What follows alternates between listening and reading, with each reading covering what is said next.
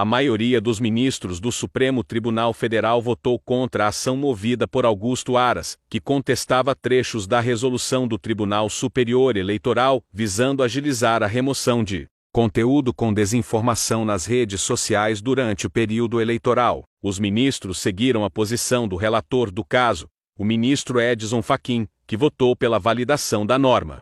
Fachin destacou que uma eleição livre e democrática não pode sofrer influências abusivas no regime de informação. Fachin também argumentou que a norma não viola a liberdade de expressão, pois não afeta o fluxo das mídias tradicionais, nem proíbe todo o discurso, apenas aquele que, por ser falsamente patente, prejudica gravemente o processo eleitoral. O presidente Luiz Roberto Barroso, os ministros Alexandre de Moraes, Cristiano Zanin, Dias Toffoli e a ministra Carmen Lúcia votaram a favor do parecer de Fachin. Também será proibida a propaganda eleitoral paga na internet 48 horas antes do pleito e 24 horas depois. Em outubro do ano passado, o então Procurador-Geral da República, Augusto Aras, contestava a resolução aprovada pelo TSE. Cadê as joias? Eu vendi tudo. Como primeira-dama, não vendi batom não, tá? Eu gostei de vender. Joias. Amém. E ladrona. Amém. Ao tentar explicar a suposta morte dos peixes do espelho d'água do Palácio da Alvorada, após ordem para retirar as moedas que são jogadas por turistas do local, Michele Bolsonaro deu uma versão estranha e deixou mais perguntas que respostas. O fato veio à tona a partir da entrevista que um servidor do Alvorada deu ao site Metrópolis. Este funcionário relatou que a ex-primeira-dama teria mandado secar o espelho d'água e retirar as moedas jogadas por visitantes para doar para uma igreja, matando as carpas que lá ficavam. Ele, Francisco de Assis Castelo Branco, que ficou conhecido como Pastor Capeta, mandou secar o espelho d'água, matou, porque a carpa é bem sensível. As carpas morreram, e mandou retirar todas as moedas e colocar em um balde de 20 litros. E falou que foi a mando da Michele, que aquelas moedas eram para a doação da igreja. Levou todas as moedas, disse o funcionário. Um detalhe no recibo da suposta doação das moedas à instituição de caridade postado por Michele, no entanto, chama a atenção por uma coincidência. A data que consta no documento é 08 de janeiro. Trata-se do dia exato em que bolsonaristas realizaram um ataque terrorista contra as sedes dos três poderes em Brasília. Naquele dia, Michele e seu marido, Jair Bolsonaro, já estavam há mais de uma semana nos Estados Unidos. Eu só quero as minhas joias. As joias são minhas, Serena. Passei a vida toda por conta dessas joias. Elas são minhas por direito. Sei que as joias só podem estar no quarto e você não vai me impedir de subir. As joias só podem estar com a tia Agnes. Eu vim buscar as joias.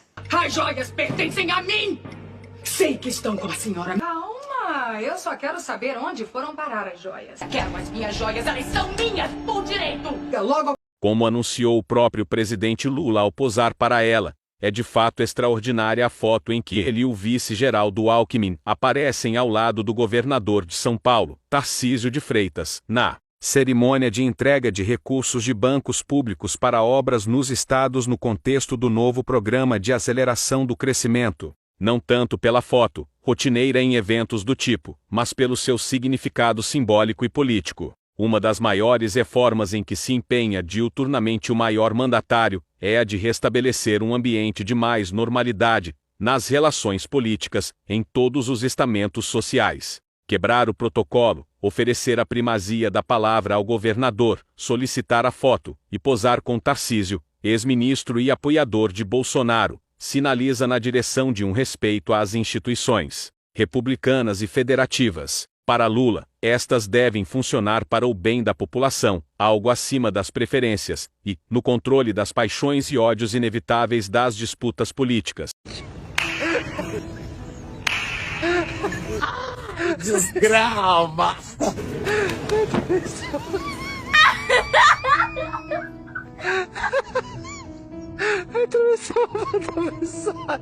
Isso é uma bichona!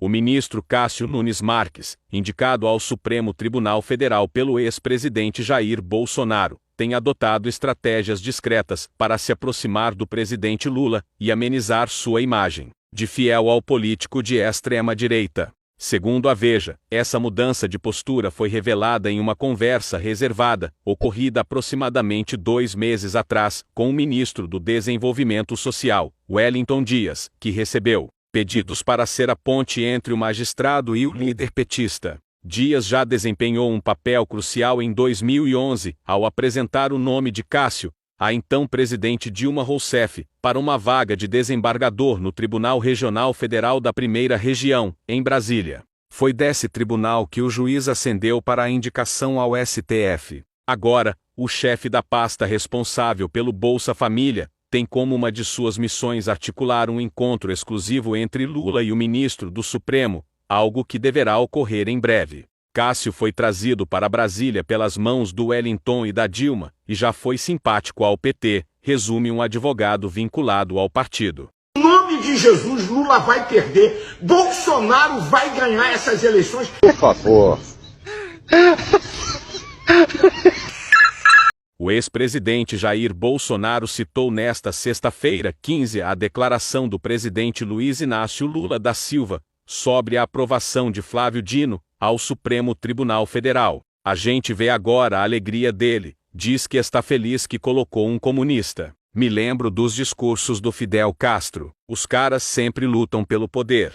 Roubar a liberdade é a mais importante cartada deste povo, disse o inelegível em Curitiba. Na última quinta-feira, 14, o petista afirmou que seu governo conseguiu colocar o primeiro-ministro comunista no STF. Vocês não sabem como eu estou feliz hoje. Pela primeira vez na história desse país, nós conseguimos colocar na Suprema Corte desse país um ministro comunista, um companheiro da qualidade do Flávio Dino, declarou. Bolsonaro chegou no final desta manhã em Curitiba para receber o título de cidadão honorário do Paraná, na Assembleia Legislativa Estadual. Começar agradecendo os 58 milhões de brasileiros que votaram em mim.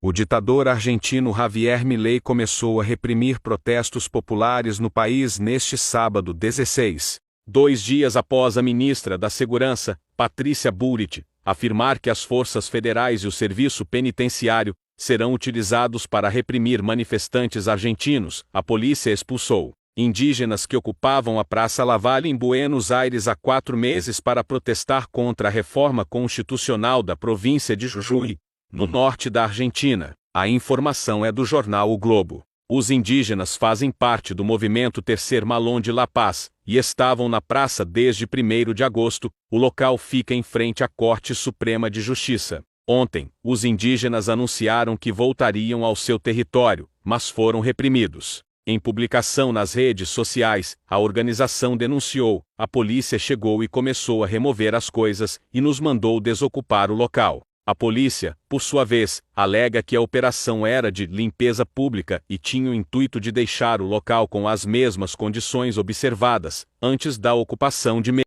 O que é mais importante, alimento ou comida?